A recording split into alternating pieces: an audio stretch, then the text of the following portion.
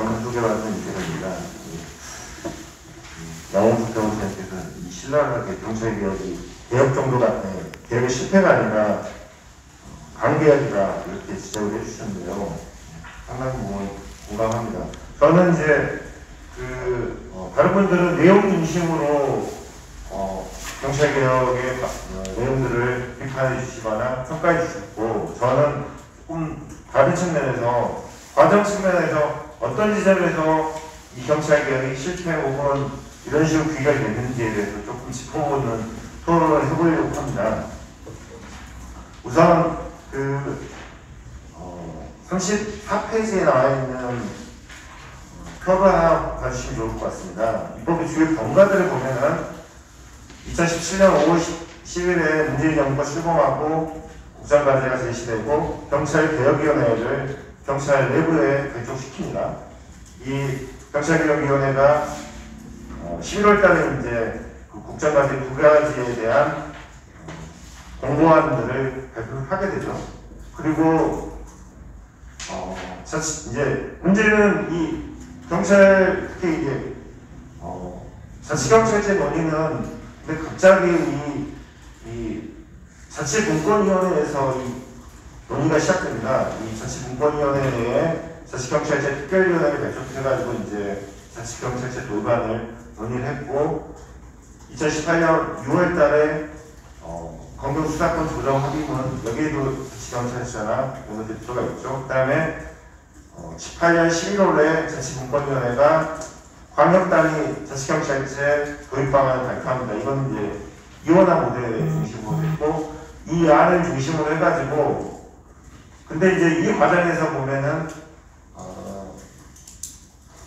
경찰위원회 실질화 방안이 빠집니다. 2019년 3월달에 홍표 의원이 정부 여당 안을 대표해서 경찰법 개정안을 발의하고, 그 다음에 근데 이제 2019년을 기억해 보시면 알겠지만 그때 이제 패스트트랙 갈등 등을 해가지고 검경 특히 이제 검찰 공수처법 설치가 이 국회 핵심적인 쟁점이 됩니다. 그래서 20대 국회에서는 경찰개혁에 대한 입법이 없이 종료가 됐고, 2020년 4월 달에 있었던 선거에서 민주당이 그 전에는 한 127석 혹은 130석 이하의 이제 123석을 시작해서 조금 늘어난 숫자로 20대 국회였다면은 21대 국회가 되면서 180석에 가까운 거대 여당으로 귀환하게 됩니다. 그리고 나서 이제 시민사회에서도 거의 알지 못하는 상황에서 뜬금없이 방정청 합의라는 게 있고, 경찰개혁법을 연내 처리하고 국가와 자치경찰 민원화를 하겠다라는 방침이 나옵니다.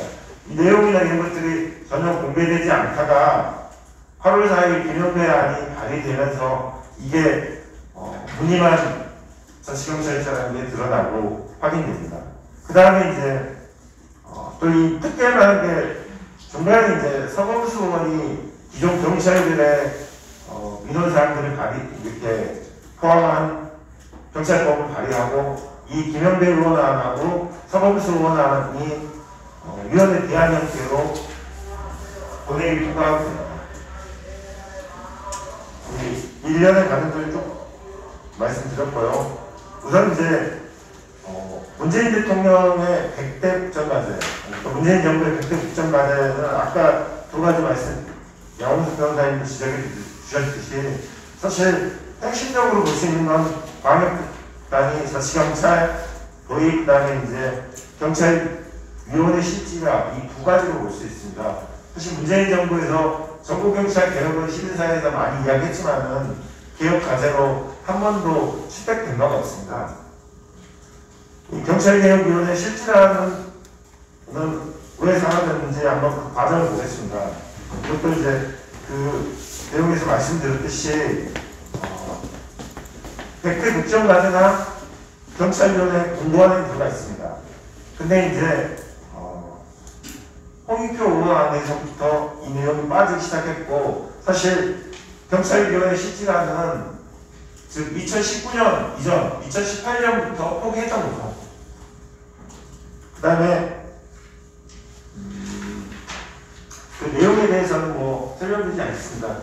그 경찰위원회 실질화를 포기하게 된 배경에는 경찰청장한테 집중되어 있는 권한을 사실상 합의 행정기관인 경찰위원회에게 상당하게 넘겨주는 개혁안입니다. 이 안이 실제로 도입됐다면 경찰총장의 권한은 상당수 분배가 됐을 거고, 또 한편으로 이게 이 경찰위원회 추천 몫이 국회에도 애초에 하는 3명, 저희 시민사회에서 6명을 줘야 한다는 주장까지 했는데, 결국은 추천하게 된 사람이 늘어나고 이 권한을 이 정부에 접근할 수 있는 사람이 늘어난다는 건 결국은 집중된 권한이 견제받을 수 있다는 가능성이 생기는 거죠. 근데 이걸 경찰청장 혹은 경찰 조직도 원하지 않았고, 특히 개혁을 추진했던 청와대에서 저는 원하지 않았다고 생각합니다.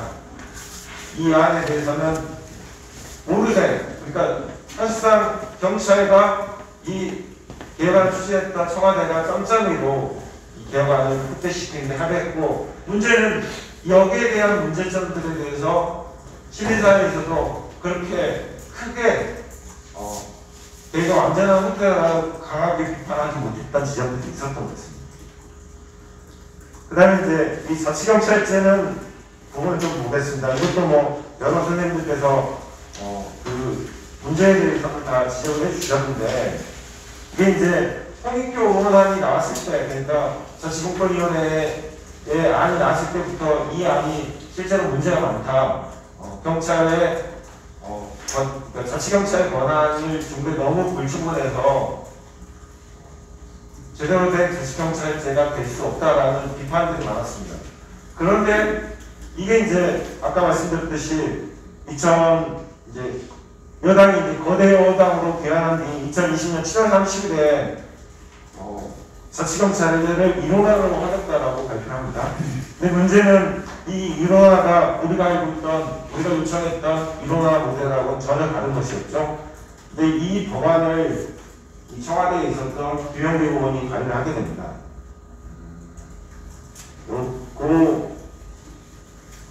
그때 발표했던 보도자료의 내용을 보면 이원화에 따른 업무 혼선 등에 대한 우려를 해소하기 위해 관계기관 협의를 통해 도출했다. 그 다음에 대규모 재정 투입에 대한 국민적 우려를 감안했다. 근데 이제 이 이유가 좀 납득이 안 되는 거죠.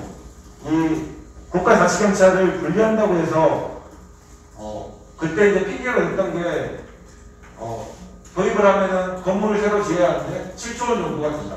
근데 조직을 분리한다고 해서 건물을 따로 만들어야 한다는 그런 논리는 좀 성립하기 어려운 거고, 그 다음에 새로운 제도를 도입하면 업무 혼선이라는 게 당연히 있을 수 있죠. 근데 그것이 우려되기 때문에 조직을 도입하지 않겠다라는 건 핑계이고, 사실 이때 자치경찰제를 안 하겠다라는 소위 말해서 내부에 결정이 있었다라고 저는 의심할 수밖에 없을 것 같습니다.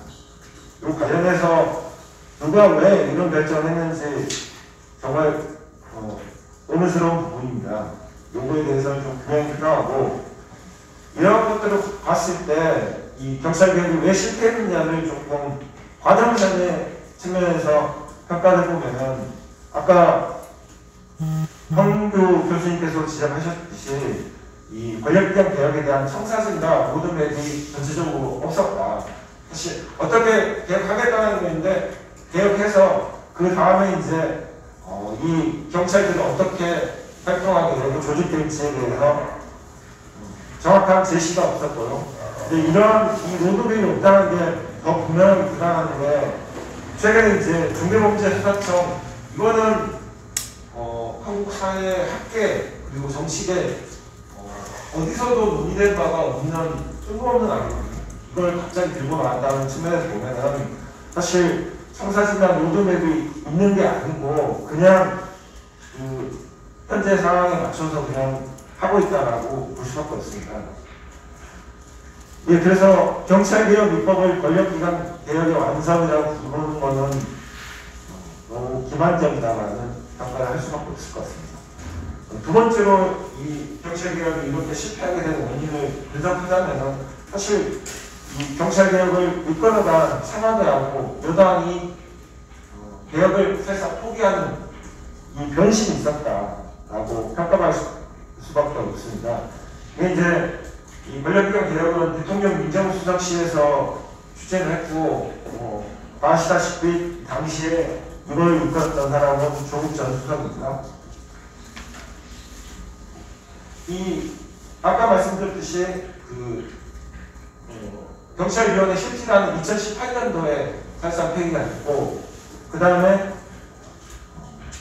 자치경찰제는 집권여당이 이게 아까 말씀드렸듯이 134석 외에 과반수가 안 되는 여당에서 180석에 대한으로 거대 여당으로 교환하면서 사실상 상당 기간 자기들이 이 권력을 지게 될 거라는 판단을 했고, 그런 측면에서 자치경찰제를 하는 것을 폐기했다라고 말할 것 같습니다.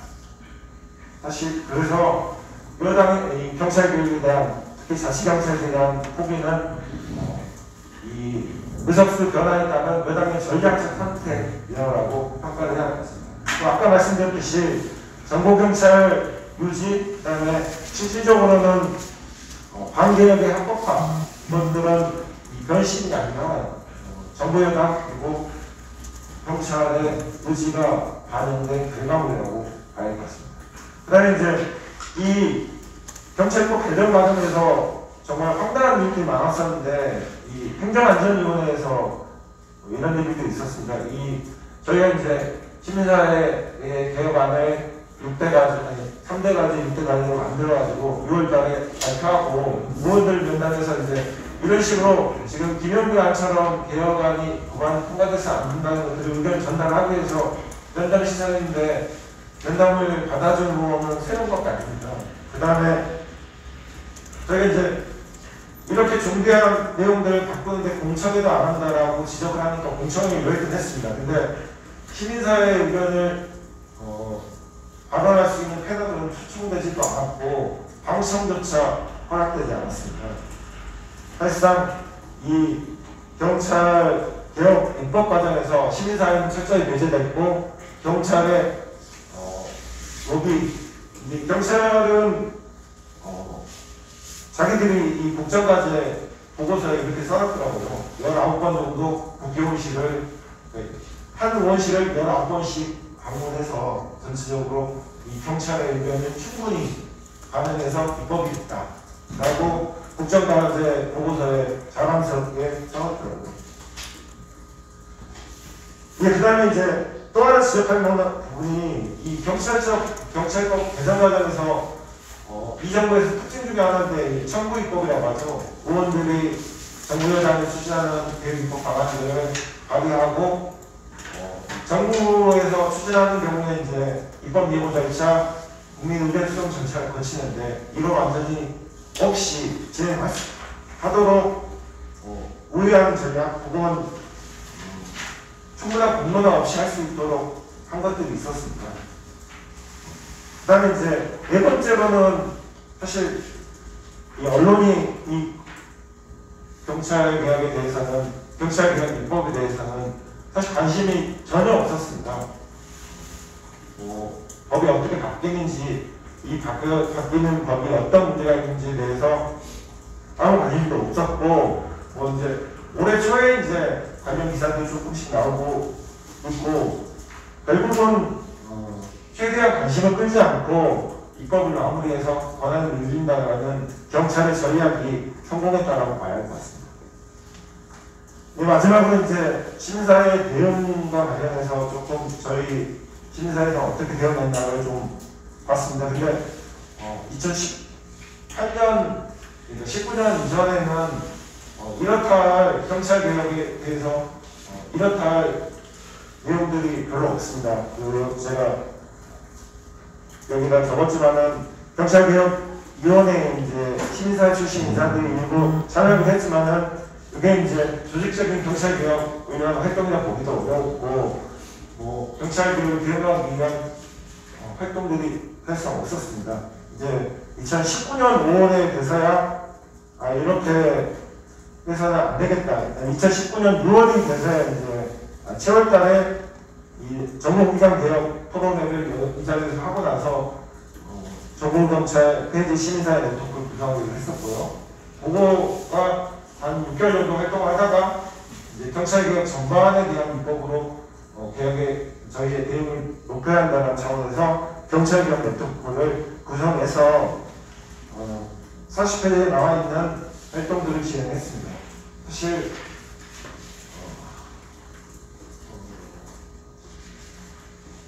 여러 활동들을 하고 논의도 많이 했죠. 그 3대 제한 6대 과제 관련해가지고 기존의 시민사회에서 논의되지 않았던 경찰개혁에 대한 방안들을 정리했다는 측면에서는 성과이긴 한데, 문제는 이것을 법안 형태로까지 만들지는 못했습니다. 아까 황문주 교수님께서 지적했듯이 사실 자치경찰제에 대해서 합의 수준 높지 않습니다. 이걸 어떻게 도입해야 할지, 꼭 도입해야 하는지에 대해서도 의문을 가지는 분들도 있고요. 그 다음에 수사경찰과 행정경찰의 분리 관련해서도 저희 내부에서 많은 토론을 진행했는데, 원칙적인 입장 말고는 실제로 어떻게 수사경찰을 만들지 아니면 자치경찰한테 수사권을 다 줘야 할지 사실 합의가 잘 안 됐고요. 그래서 방향 중심으로 그리고 제한 중심으로 나올 수밖에 없었습니다. 그 다음에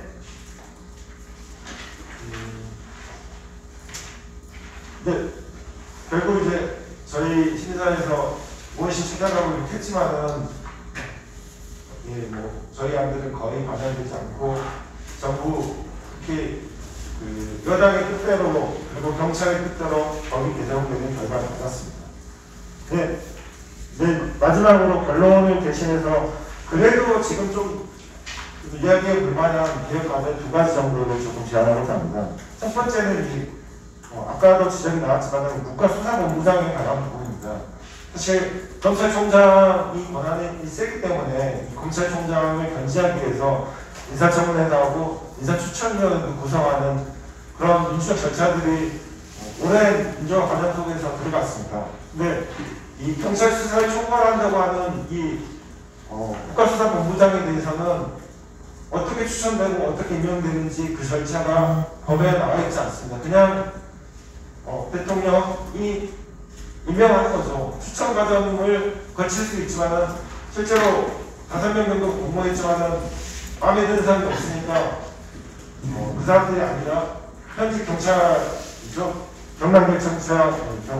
현재 경남경찰청장을 임명을 했습니다. 그 다음에 이제 그래도 국회와 언론이 이 사람이 정말 독립적으로 수사를 할 수 있는 사람이니까 검증한 절차가 인사청문회입니다. 인사청문회가 물론 문제가 지적돼도 대통령 임명을 강행되기 때문에 많이 항의가 되긴 했지만은, 하지만 그래도 공개적으로 이 사람이 수사권을 제대로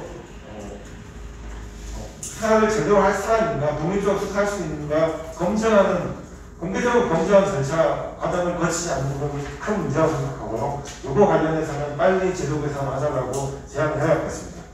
그 다음에 두 번째로 국가경찰위원회 실질화 부분은 이건 의도적으로 민주당하고 그 다음에 경찰들이 반대해서 아예 개혁과제에서 빠져버린 부분이고, 이거는 사실 논의도 충분히 됐고 이 필요성에 대해서 대통령의 권한을 줄이지 않는데 동의하지 않는 것이다면 그런 게 아니라면 이 경찰위원회 실질화되는 반대할 명분도 없습니다.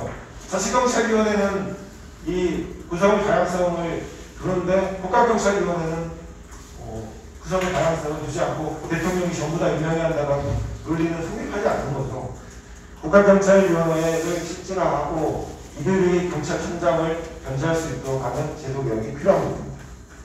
예, 여기까지 말씀드리겠습니다. 네.